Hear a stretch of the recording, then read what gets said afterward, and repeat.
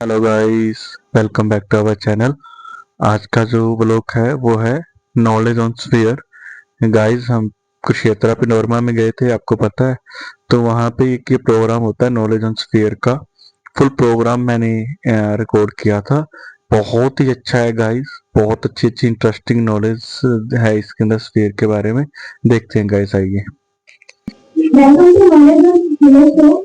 तो केएस का जैसे आपने नाम सुना कि केएस का मतलब क्या है? Knowledge on sphere. तो यहाँ से अगर बाहर जाके आप किसी को बताओगे कि हमने केएस शो देखा, किसी को नहीं पता लगेगा कि क्या केएस। तो सबसे पहले तो केएस क्या वही पता होना चाहिए हमें। तो यहाँ पर हम आज कुछ ग्रहों के बारे में, कुछ उपग्रहों के बारे में, अपने सौर मंडल की कुछ प्रत्येक फैक्ट हम जानेंगे। और जो हमारे ग्रह है, उपग्रह है, वो हमें पता है कि गोलाकार शेप में, कुछ अंडाकार शेप में है। और अगर हम उसे किसी प्लेन स्क्रीन पे प्रोजेक्ट करके देखते हैं तो वो इतना रियलिस्टिक नहीं लगेंगे। टीवी में आपने देखा होगा ग्रहों के बारे में, इतना मजा नहीं आता हमें देखने। नॉलेज तो मिलेगी लेकिन इंटरेस्टिंग नहीं मिलेगी। यहाँ पर नॉलेज भी मिलेगी प्लस एक इंटरेस्ट भी आएगा, क्योंकि हम किसी गोल ऑब्जेक्ट को किसी गोल स्क्रीन पे प्रोजेक्ट करके देखने वाले हैं। आज एक इंटरेस्टिंग प्लेस, एक रियल अवश्य लेने वाले कि असली में प्लेनेट कैसे दिखाई देते हैं अगर हम उन्हें देखें। तो वो इंटरेस्ट के साथ आप सीखेंगे, इसीलिए इसको नॉलेज ऑफ स्फीयर बोला गया है। गेम पर ज्ञान हमसे कहते हैं। तो जैसा मैंने कहा कि सोलर सिस्टम के बारे में जानना है, तो सबसे पहले हम शुरू करते हैं अपने ही ग्रह से, पृथ्वी से। टोटल 8 प्लैनेट है, तो उनमें से एक हमारी पृथ्वी है जो तीसरे नंबर पे आती है। अगर हम बात करें तो हम यहाँ से अगर अपने आसपास देखें तो हमें, जैसा हम किताबों में पढ़ते हैं कि पृथ्वी गोल है, हमें गोल नहीं दिखाई देगी। हमें तो प्लेन ही दिखाई देगा। अपने आसपास देख रहे हैं, हम सुनते हैं कि गोल है, लेकिन हमें तो नहीं गोल दिखाई देगी। तो गोल देखने के लिए हमें क्या करना पड़ेगा? थोड़ा सा ऊपर जाना पड़ेगा, जमीन पे उठ के। तो जब जमीन से थोड़ा सा ऊपर उठ के हम अपनी पृथ्वी को देखते हैं तो वो कुछ ऐसी दिखाई देती है, जो टीचर किताबों में बनाते हैं, देखते हैं। अभी यहाँ पर आपको मैक्सिमम पार्ट ब्लू कलर का दिखाई देगा, क्योंकि हमारी पृथ्वी 71% सिर्फ पानी से बनी है, ओशियन है इसके ऊपर।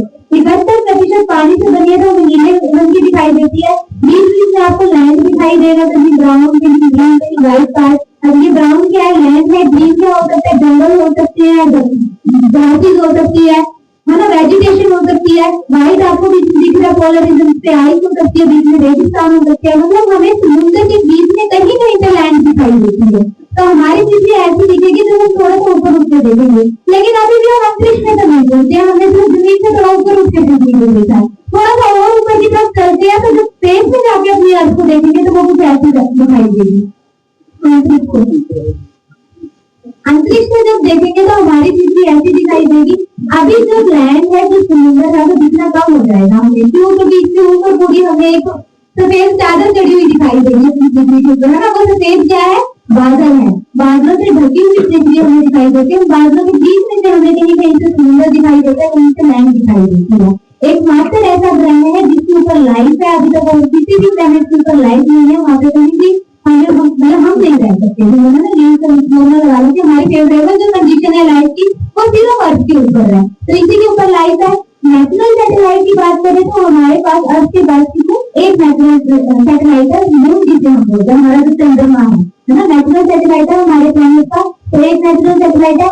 अभी हम मूव करते हैं बाकी प्लैनेट की तरफ। तो टोटल 8 प्लैनेट है, उसमें तो 3rd नंबर पे हमारी अर्थ आती है।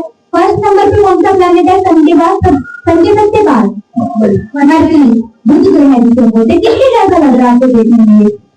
चांद जैसा लग रहा है ना। अगर मैं नाम भी ना बताऊंगी ये बुध ग्रह है, तो हम देख के ये सोचेंगे कि चांद दिखा रहे हैं।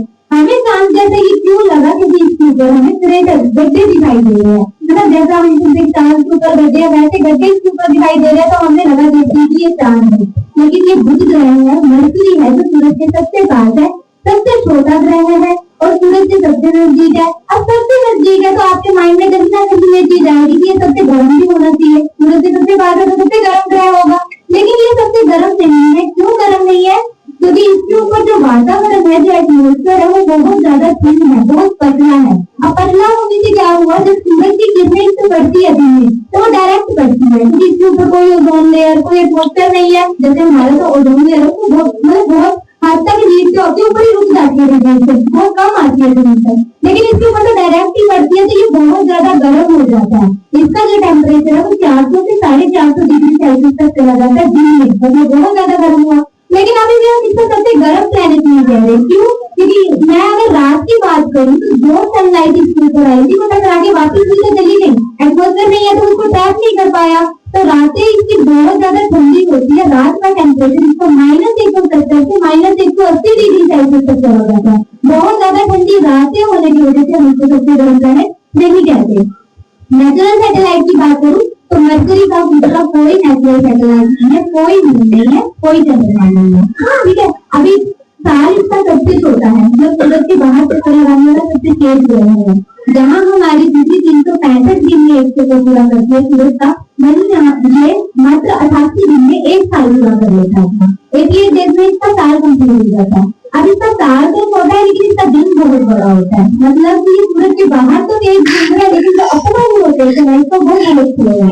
तो स्लो मतलब कि 176 दिनों के बराबर, पृथ्वी के 176 डेज के इक्वलाइज का एक दिन। यहाँ पर पृथ्वी के 176 दिन पूरे होंगे, यहाँ पे सिर्फ एक दिन पूरा होगा, मतलब इसका कितना रोटेशन बहुत स्लो है, जिससे इसका दिन बहुत बड़ा और साल सबसे छोटा है। अभी हम नेक्स्ट प्लैनेट से मूव करते हैं तो मरकरी के बाद कौन सा आता है? शुक्र ग्रह है, ये सबसे गर्म है। तो हम सिंपल कह सकते हैं कि मरकरी ज्यादा गर्म नहीं था क्योंकि इसका एटमॉस्फेयर नहीं था। ये सबसे गर्म है, इसकी एटमॉस्फेयर ज्यादा होगा।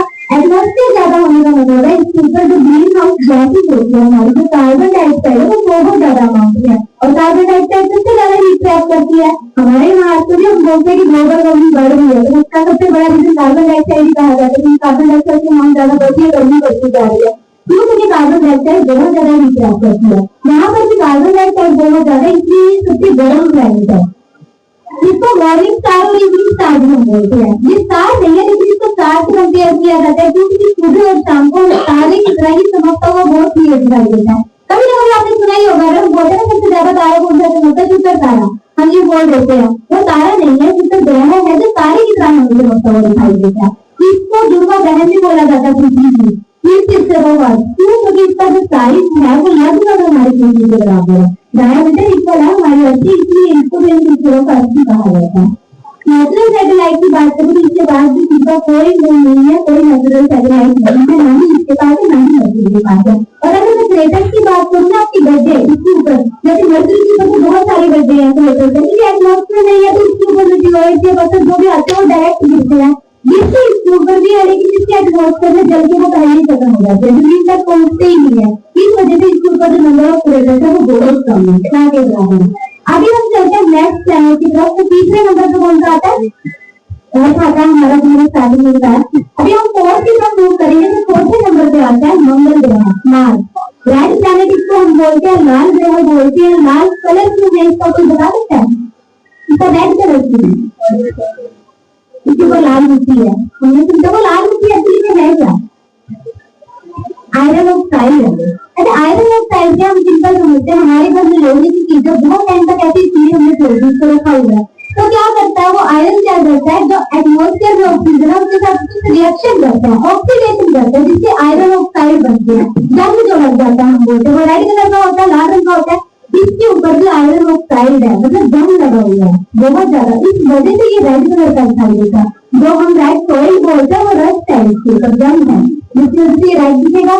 अभी आपने कभी ना कभी ये भी सुना होगा कि मंगल ग्रह के ऊपर लाइफ कोर्स की तरह वहां पर जो रह सकते हैं लोग रह सकते हैं। क्यों कहा गया है? क्योंकि एक तो यहाँ पानी मिला है, आइस की बोल जमा हुआ पानी मिला है, दूसरा यहाँ पर सीजन मिलते हैं। हमारे यहाँ पर 4 सीजन आते हैं, सर्दी गर्मी पतझड़ और बसंत, 4 सीजन होते हैं। पर जो सीजन का टाइम पीरियड है वो डबल रहता है। हमारी पृथ्वी में जहाँ 2 महीने का कोई सीजन खत्म होता है, यहाँ पर 4 महीने होगा। यहाँ पर अगर 3 महीने का कोई सीजन अगर 6 महीने होगा, मतलब डबल टाइम लेता है, लेकिन 4 सीजन इसके ऊपर भी आते हैं। इस वजह से यहाँ पर लाइफ खूब हद तक पॉसिबल मिल सकती है। अगर मैं नेचुरल सैटेलाइट की बात करूँ तो इसके पास कितने चंद्रमा है? 2। इसके खुद के 2 मून है, एक फोबोस एक डिमोस, दोनों का नाम है, इसका फोबोस इसका डिमोस। एक और चीज, आपने माउंट एवरेस्ट का नाम सुना होगा, है ना? सुना है सबने, हमारी पृथ्वी की सबसे ऊंची पहाड़ी है माउंट एवरेस्ट। वहीं अगर मैं सोलर सिस्टम की बात करूँ तो हर प्लैनेट के ऊपर पहाड़ियां बनी हुई है, तो जो पूरे सोलर सिस्टम में सबसे ऊंची पहाड़ी है ओलंपस मोन, हम बोलते हैं, वो मंगल ग्रह के ऊपर है, मार्स के ऊपर है सबसे ऊंची पहाड़ी ओलंपस मोन के नाम से। अभी हम नेक्स्ट प्लैनेट की बात करेंगे। मैंने 4 प्लैनेट बताए अभी शुरू से, मरकरी, वीनस, अर्थ और मार्स। बुध ग्रह है, शुक्र ग्रह, पृथ्वी और मंगल, ये चारों के प्लैनेट क्या है, रोटी प्लैनेट है। रोटी मतलब हार्ड सरफेस है, सुपर लैंड है, जमीन है यहाँ पर। लेकिन इसके बाद के जो 4 प्लैनेट है वो गैसियस प्लैनेट है, सरफेस ही नहीं है, वहाँ जमीन नहीं है।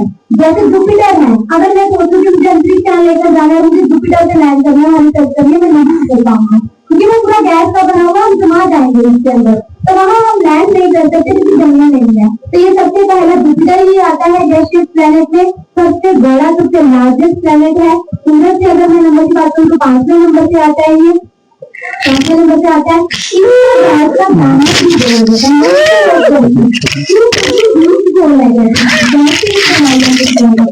इसको पृथ्वी का रक्षक भी कहा जाता है क्योंकि हमारी पृथ्वी हो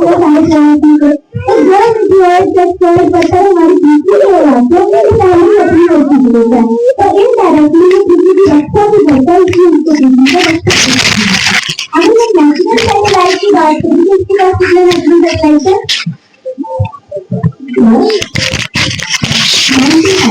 95 जो है उसका 95 का पहचान है, चंद्रमा है इसके पास 95 लोग हैं इसके पास। हमें 4 बहुत दिखाई देते हैं। आपने किसी ने देखा हो कभी पहले किसी क्या होता है, हम यहाँ पर एक नाइट का एग्जीबिशन लगाते हैं, टेलीस्कोप लगाते हैं, जैसे दिखाते हैं दिखता है। तो इसके बाद हमें 4 मून दिखाई देते हैं, जिसमें से ये पहला है आयो, ये मून है जुपिटर का, बृहस्पति ग्रह का, बहुत कलरफुल दिखाई दे रहा है। इसको इतना कलरफुल होने का रीजन है कि इसके ऊपर सल्फर और सल्फर डाइऑक्साइड दोनों ज्यादा। अब वो सल्फर और सल्फर डाइऑक्साइड कहाँ से आया, इसके ऊपर 400 से भी ज्यादा वोल्केनिक है, ज्वालामुखी है, इसलिए इसको वोल्केनिक मून बोलते हैं। तो उन वोल्केनिक से लगातार क्या होता है, सल्फर और सल्फर डाइऑक्साइड रहता है, वो पूरा सल्फर इसके ऊपर क्या होता है, जमा होता है, परत बन चुकी है। अब वो सल्फर जहाँ ज्यादा डिपोजिट होगा थोड़ा डार्क कलर दिखेगा, जहाँ कम होगा थोड़ा लाइट कलर दिखेगा। तो सल्फर के डिपोजिशन की वजह से अलग अलग कलर के टैटूज बनाता हुआ दिखाई देता है। ठीक है, अभी नेक्स्ट मून की अगर हम बात करें, जुपिटर का भी है यूरोपा, 22 कलर का दिख रहा है, देखने में इसकी बर्फ के गोले जैसा दिखाई दे रहा है, लेकिन पूरा बर्फ से बना हुआ है, इसके ऊपर बर्फ की चट्टानें हैं, बर्फ की पहाड़ियां हैं, और पूरा बर्फ से बना हुआ तो कहीं ना कहीं कह सकते हैं हो सकता है, इसलिए इसको हम दूसरे कहीं ना कहीं काउंट कर सकते हैं कि यहाँ पर भी लाइफ पॉसिबल हो सकती है। क्योंकि जहाँ पानी है जहाँ पानी है वहाँ लाइफ हो सकती है, क्योंकि पानी के लिए हमारी लाइफ पॉसिबल होती है। तीसरे अगर मैं मून की बात करूँ, जुपिटर का ही है गैनीमेड, सबसे लार्जेस्ट मून है। जनरल नॉलेज में आपने कभी सुना होगा, ये याद रखने का क्वेश्चन है कि हमारे पूरे सबसे बड़ा मून है वो है गैनीमेड, जुपिटर के पास है, यहाँ साइज में सबसे बड़ा है। इसकी पूरी स्ट्रॉन्ग मैग्नेटिक फील्ड है, इसके आसपास की मैग्नेटिक फील्ड है इसकी। वहीं अगर मैं फोर्थ मून की बात करूँ, जुपिटर का भी जो है कैल्शियम, ये भी अपने आप में बहुत इंपॉर्टेंट है क्योंकि इसके थर्ड लार्जेस्ट है, पहले नंबर पर गैनीमेड आता है, दूसरे में टाइटन आता है, मैं आपको आगे बताऊंगी, तीसरे नंबर पर आता है साइज में कैल्शियम। और इम्पोर्टेंट क्या है, ये सबसे ओल्डेस्ट मून है, सबसे पुराना चंद्रमा है। एक और इम्पोर्टेंट चीज क्या, सबसे आउटर मून है, सबसे बाहर की जो चंद्रमा है, जितने भी हमारे चंद्रमा सबसे बाहर की सतह हमारे चंद्रमा वो भी कैल्शियम है। तो ये भी आपको बहुत इम्पोर्टेंट है, टेलीस्कोप है किसके पास, जुपिटर के पास, जुपिटर का मून है। अभी हम चलते हैं नेक्स्ट प्लैनेट की तरफ, तो जुपिटर के बाद आता है सैटर्न, शनि ग्रह। इसकी जो दिशा है मैक्सिमम आइस से बनी है, बर्फ से बनी है, कुछ पार्टों की कौन सी है, पत्थर से बर्फ है, पर मैक्सिमम वो बर्फ से बनी है, आइस से बनी है। इसके ऊपर जो गैसेस की हवाएं चलती है, जो तूफान चलता है, इनकी 1800 किलोमीटर पर आवर की स्पीड रहती है इसकी पर, तो गैसेस पानी की बहुत तेजी से चलते रहते हैं। नेचुरल सैटेलाइट की बात करूँ तो इसके बाद सबसे ज्यादा है, पहले जुपिटर सबसे बड़ा है, बृहस्पति सबसे बड़ा है, लेकिन चंद्रमा सबसे ज्यादा सही रहने के पास है 274 चंद्रमा है, इसकी 50 चांद है।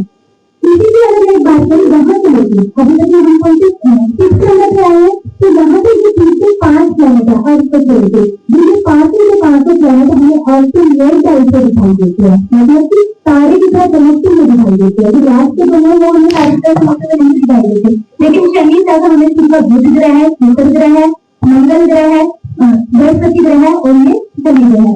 हमें ये 5 प्लैनेट मेन टाइप से दिख जाते हैं, तारे की तरह चमकते हुए आसमान में। मैंने बोला कि 274 इसके चंद्रमा है, जिसमें से एक है ये टाइटन, उसके पास दिखाई देता है। अभी मैंने नाम लिया था टाइटन का, सेकंड लास्ट में बोला था, ये साइज में दूसरे नंबर पे आता है, सबसे बड़ा गैनेमाइट, दूसरे नंबर पे टाइटन, तीसरे नंबर पे कैलिस्को। तो टाइटन आप देखेंगे बीच में आपको कहीं कहीं ब्लर दिखाई दे रहा है, क्योंकि इसकी जो एटमोस्फेयर है वो बहुत ज्यादा डेंस है, बहुत ज्यादा डेंस एटमोस्फेयर है, ये लैंड क्लियर नहीं दिख रही।